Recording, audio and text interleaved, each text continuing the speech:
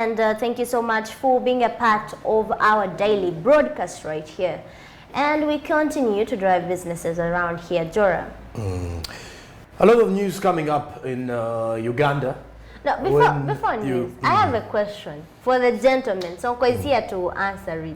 What is the use of that? It's supposed to mash up with a necktie. So when it's not there, it's you're supposed not to be matched. a necktie of blue. It's supposed to be here.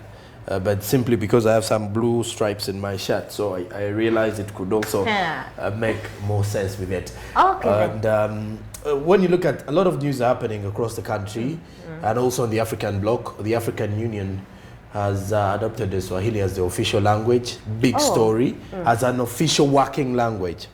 So that has been adopted as well. That's one big story. Very little. I would say maybe asante sana, very few things. But I think I can easily learn some of the few, let's say, salutations. But that means if you could be living in a country where it has now been adopted as officially as an official communication language, that means you wouldn't get food at some point, Sonko. I know, I pray would. for you. You can definitely get food. But I we believe, all know kidogo. I believe most of the countries also speak some English in there.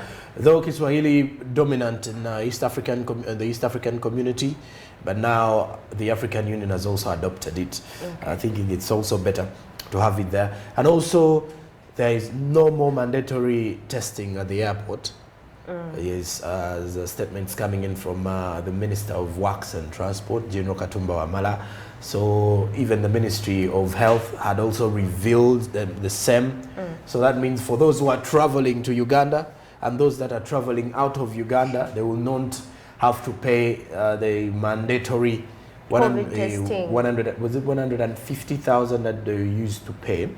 Yes, at the. So does that mean it was that 100,000? The $30 yes, was for truck drivers, right? And that was crossing two that was passengers. for the truck drivers. This one at the airport was supposed to be 102,000.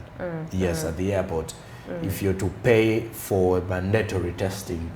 So I remember by the time when the ministry started that move, especially for those who were coming into the country, they used to pay around 200,000, but it kept on reducing because people were urging government to really reduce or put a reduction there. But Sanka, I want to inquire, does that mean that if there is no mandatory testing, I can just plan my move and without any documentations of me being vaccinated, can I be crossing over? No, for that, I do believe you really need to have a vaccination certificate.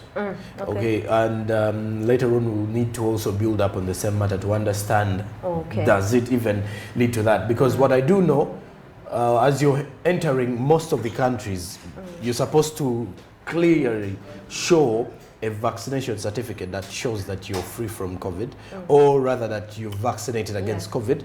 Or then, if at all you reach those countries, you're supposed to have a mandatory testing to prove that you're not positive for COVID-19.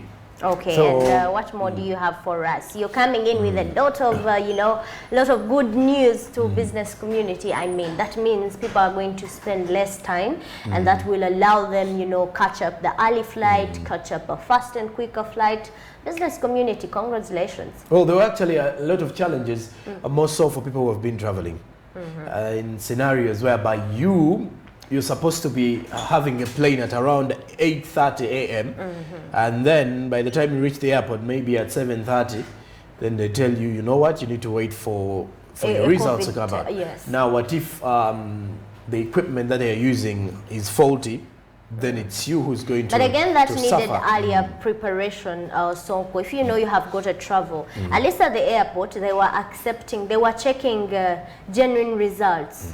So you could go to. There was actually time when the Ministry of Health would do it you were supposed to do it from the airport, because most people would come with their own results from anywhere. Someone could just buy his or her own result, just like people are buying their own COVID-19 vaccination certificate. So all that is what they were actually preventing. But now we shall be hearing from both centers, if so, from the Civil Aviation Authority or the Ministry of Work or the Ministry of Health as to why this is so, as to why people are no longer going to pay for mandatory testing.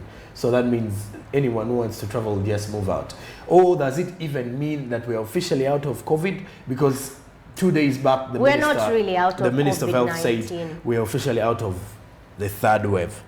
So was the third wave the last wave of COVID, or we expect a fourth wave that doesn't need a mandatory testing? And again, it says Sonko, Ugandans, let me not even say majority or some Ugandans, but Ugandans have reached a point where I don't think they really would care that much that there is a new wave coming in, because I think they have lived the worst, the Delta. So I don't know really if there is going to be any other that is more mild than Delta variant that would greatly make us that, scared that it's coming. But we have to keep social distancing and implementing the SOPs in. All right, with that, let's also try to look at what is happening across Kampala as it takes us to the licensing of bodas in Kampala. The riders, the boda riders, or the judge guys that people call my boda guy, these ones in Kampala have called for better streamlining of the costs they are charged to pay for these license permits. Others also claim that there are some taxes that are not supposed to be paid by them. Something like more of the insurance covers that are supposed to be paid by cars, but they are also paying them. Minister for Kampala, Honorable Christopher Togabye, last week disclosed plans of streamlining the boda operations in Greater Kampala metropolitan area and the entire country. Let's first have a look at what the bodas say on the matter of licensing.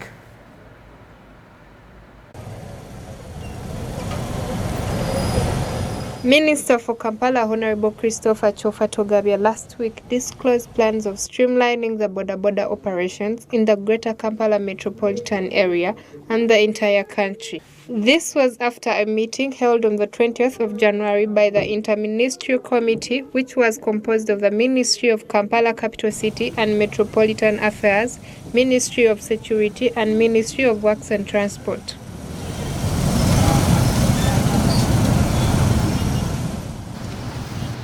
Today's press release is focusing on streamlining boda operations in Greater Kampala metropolitan area, perhaps, and the whole country. We will copy a few aspects to fit into their different areas of jurisdiction. Ntante Stephen, a boda rider at a transformer stage old tax park, says that the initiative to train the boda riders is a good idea and they need it, saying that some of them come from outside the region and bring about congestion in the city and also criminal acts like snatching people's things, which spoils their reputation as boda men. Okutusomesa kirungi nnyo era tukyetaagira ddala kubanga mulimu bannaffe oba tubayite batya. We need this training as we have a number of bodas that aren't supposed to operate from the zone and they overcongest the cities. So if KCCA helps us in regulation, it will help our work. Nga bava mu bitundu ebyebweru ebirala ne bayingira Kampala. Kati KCCA bwetuyamba netusomesa netwana stage nezitongoza tujja kusanyukira tujja kukola bulungi mu kibuga kyaffe Kampala. They're also supportive of the tracking devices on their motorcycles because they are assured of safety of their motorcycles in case they go missing. However, Sam Juyasin, the Speaker Kampala Central on the Boda Riders Committee, believes they should authorize the boda selling companies to sell the devices along the motorcycles, which make it cheaper. Tracking invoice. Fe tuchikiriza. Tracking eyambako. Singa baba pichi yo okugiraba. Naye tugamba nti tracking yene tuberenga etuwebwa mu company gye tugula pichi. We also believe that tracking is important, but I think government should consider the trucks to be bought with the bodas as we are not making that much money to pay for the new reform. And besides, government should use the money we pay as taxes to help us through. Ate n'ensimbi ezigula trucks zikola ki? sizirina. Ekyo kimu. Ensonga ey'okubiri twategeezeddwa gavumenti engeri gye tugenda okukeberebwa emitwe n'okukeberebwa amatu n'okukeberebwa amaaso. Tukkiriza ti byonna birungi naye bya ssente bya bwereere. Tusaba gavumenti baleme kuteekawo makubo ate gatukaliza. Tewakyaliwo nsimbi ze tufuna mu mulimu guno. Balabanga abakola ne tuli baki baavu. Tewaliwo nsimbi ze tugenda kusasula. Boda Boda men in the old tax park also requested that their license costs should be as high as those of car owners, since theirs don't expire or need any advancement because they don't need to change from one motorcycle to another, which isn't the case for cars. Wako kanji era tetukeetaagira dda okututeekako PSV parking service vehicle. Ffe tuli vehicle bw'ogenda okunula beeyogera kirala tuli motocycle ate bo batugamba kiki. We are meant to pay PSV, and yet that is meant to be for vehicles, and yet we are Boda Boda riders. And why would I pay the same permit with the same cost as that of the drivers? Ya mitwala makumi ameka ana naye weekanga ng'owaaloole ze ssente zaakola ki zaasasula nange owa pikipiki ze nkola ki ze nsasula. Owaaloole ekkuba aliyita wakati nze ndiyita bbali era bwe mbeera wakati ntomerwa ate banjagaza driving permit yemu ssente zeefune waaloole nange ze nkola ki ze nsasula. Tusaba gavumenti driving permit tuliwedde okugisasula ne tugyetaaga nga yaffe ya njawulo eyawukane ku y'emmotoka tusobole okusasula ssente entono ku mitwalo 10 ku 15. From Boda Boda riders airing out their concerns about licenses, taxation, about identification, and how they will be really being controlled if they are to do all that around the CBD, Kampala city border. No, CB. Central Business District. Well, there is one interesting part in there, in the argument of one of the leaders of the Boda Bodas. I've been listening to them saying PSV. So I do know PSV sounds more of a passenger service vehicle or van. So he believes that government, he says that government makes them pay for PSV, which is most surprising because they are Boda Bodas and not vehicles. So there is no reason as to why they're supposed to pay the same amount of money for a permit as that, as a motor or vehicle is paying. Well, for the Boda Bodas, on the issue of tracking devices, because the KCCA also is planning to have tracking devices for the Boda Bodas, security-related issues amongst those, in reason as why they need these tracking devices, or to also regulate to know who are the people they are looking for. And most of the Boda Bodas are very optimistic that this particular move is good for the Boda Boda industry or the Boda Boda sector, because they believe there are a number of people who are hiding in the Boda Boda business or hiding in an area, someone who does not work from the Kampala metropolitan area, and then in one or the other they believe these are the same people who are doing different, who actually engage in different criminal offenses like snatching of people's phones and property in town or during traffic jam, people who actually steal other people's property during traffic jam or even during broad daylight. But the others, so most of them believe that these tracking devices can be of great importance. However, there is also a very big concern, which is saying that most of them believe these tracking devices may be quite expensive. And why expensive is because they believe it would be better for someone to buy a Boda Boda that has already been assembled with the device in there, instead of buying it separately, because some of them believe they do not have that money to buy a separate device. It becomes more expensive. And the fact also that some Boda Boda riders are only employed or by a certain boss who owns it really. So it will go back again to the people, to the boss, to the people who own those Boda Bodas. Are they willing to invest such?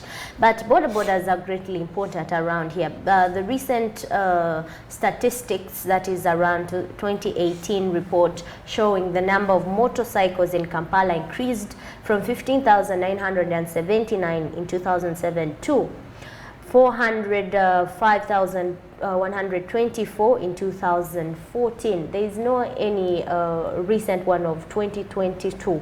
For now, let's go with this. But you will realize that this is a huge number. And just 2019, a lot of borders had already increased almost 13 over the 405,124 motorcycles. Sorry, motorcycles.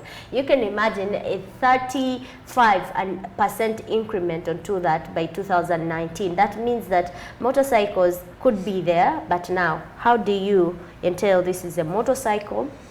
Not, I mean, maybe a private border, and this is a public border rider publicly, and Sonko owns a pichi, a border is not a border, but there is a border rider onto for public concern.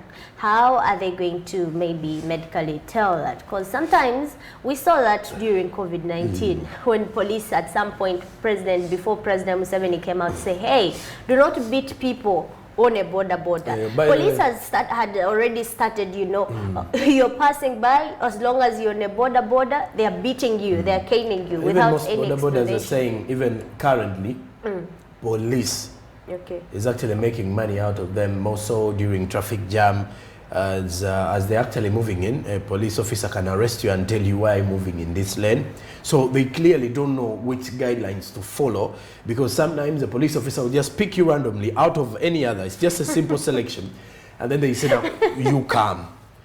Then from there, you're going to face charges you don't because even you don't know. have a helmet. Because they need to be sensitized, really. For the helmets, it's actually true, because most of them maybe do you know. Could not be having a mask. Because most of them do know you cannot travel in the Kampala metropolitan area carrying a passenger without a helmet and without a mask. And surprisingly, you as a passenger, you may be with no mask on you, but if at all your rider has no mask, then they can stop the rider, arrest the rider, then you can be left to go. So sometimes I wonder, what are they trying to prevent?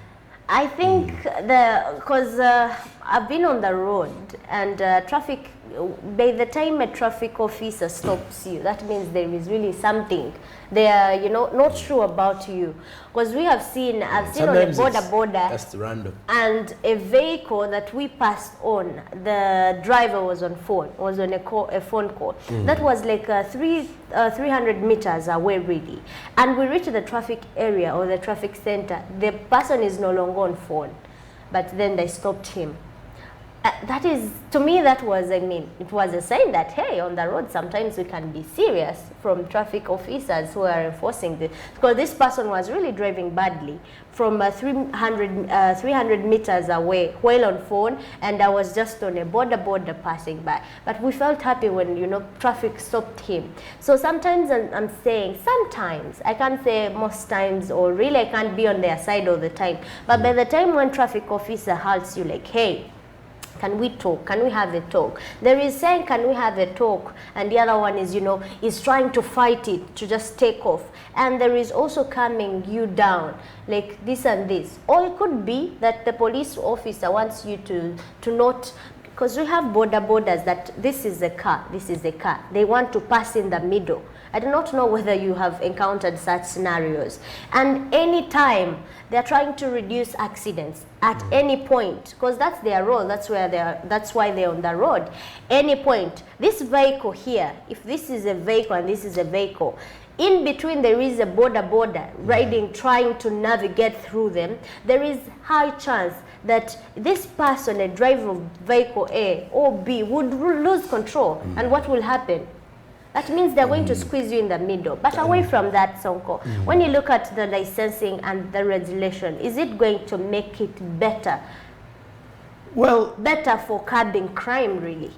Licensing. Licensing may be better. Why? Because do you know, it is only in the transportation, it's only borders, or maybe even bicycles, that have no rules and regulations on the road. Why? Because anyone out of the blue, if you're caught driving without a license or a permit on the road, you're answerable. Yeah. You're answerable, or you're arrested. But for a border, even a 17-year-old can hit the road.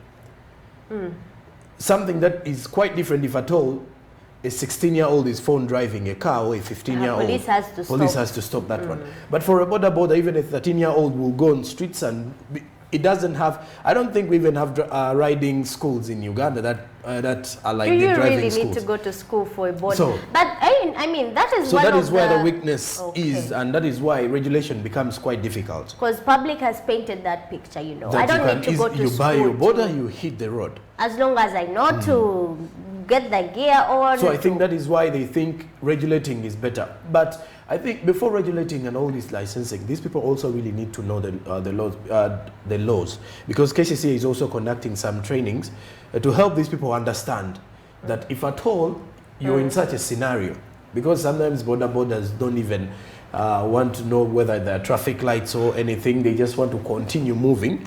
So they don't even know which lanes they're supposed to use. They can use any lane whatsoever. I do hear you, Sonko. So those are some of the things that KCCA or those in the Ministry of Kampala have to also try. And we will be bringing KCCA to be answerable on that, because there are really a lot of questions that remain unanswered. For example, our border of Giragayas, he's just going to make a drop in Kampala, because at some point people are the outcasts of the city who will still have to go to the city center, to the CBD. So what will happen when this border is dropping? Because even though they say you won't have any stage, there will be identification shirts or jackets. I've already seen one, by the way, today from Kawempe. I don't know any stage, but Kawempe, yes. They had a reflector on. I remember what I saw. There was a number. I think that's the registration number, or the border number particularly. After that, there was a name and his number. His name, the stage, and his number. And it was clear. And that is going to be happening around the CBD areas. But what happens if, Rita, I'm dropping Sonko to town? Well, I have my reflector showing Gayaza or Naweru, wherever really that I'm coming from.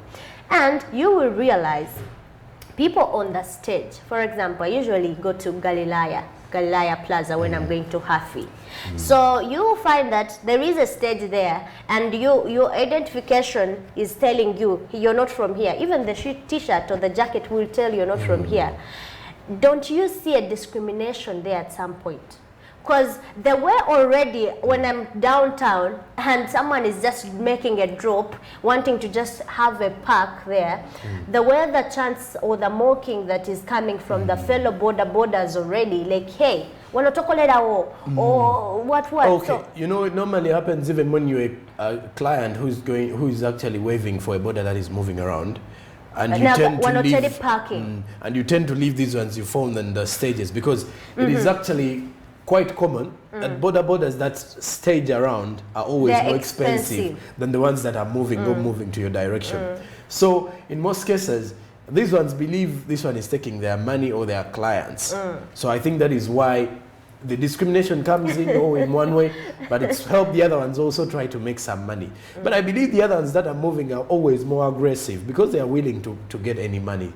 But these ones are more of the corporate world, whereby it is mandatory. My price is this. Corporate again. Okay, if we want to put corporate in a border, let us then behave in a corporate way. If dear borders, we want to be corporate, because this time they are really going corporate. If you've got a license, if you have an identification jacket or anything, and remember, KCCA also highlighted on the issue of smartness, because you can imagine if this is your job, I mean, respect it. Do not hit the road in a slipper.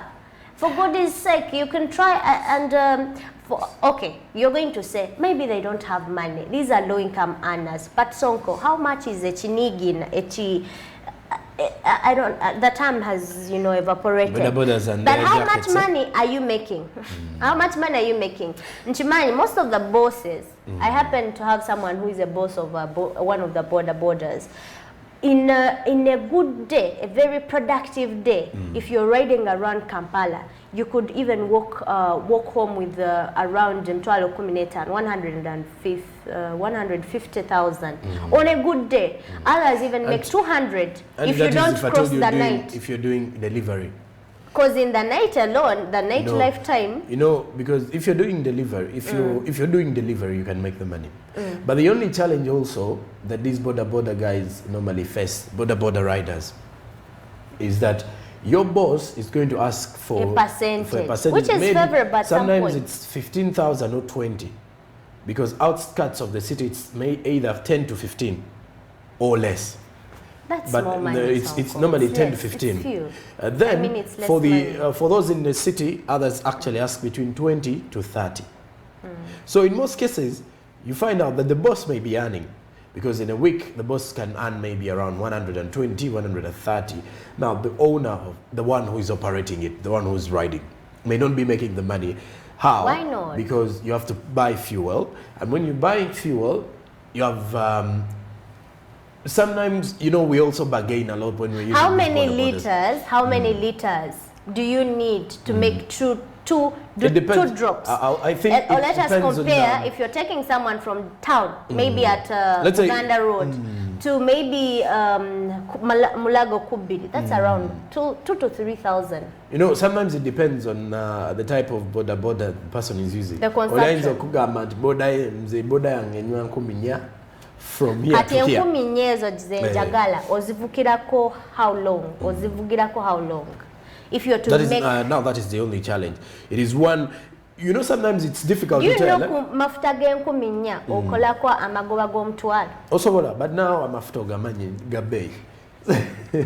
We take a break. You can always share with us. What do you think on licensing borders, on fuel? Because all these factors are affecting their move and also affecting on the daily consumption of their business incomes around the country. SNB continues after the break.